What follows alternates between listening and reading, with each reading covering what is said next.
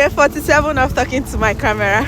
So I went out for a walk and it's windy, it's snowing and raining at the same time. I can feel the spring is almost here. Oh my god, I can feel the spring is almost here. Yeah, so I noticed the weather yesterday. I was just paying attention before it gets really dark from 3 p.m. But yesterday it was 6 p.m. and it wasn't that dark when I was about to go to the gym.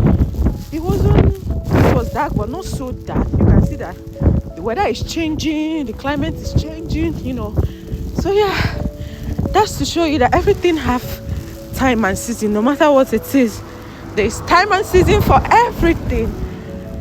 So keep the hopes high. We've suffered the cold winter and finally the weather is changing, and I'm so happy to embrace what the spring, the summer has to offer. Yeah, I think next week is gonna be like 0 degree plus 1 degree, 2 degree, minus 1 degree. It's not gonna be that cold again. Today is minus 8 degree right now. I think whatever that is happening now is welcoming the spring, because we're almost to March. So yeah, that's it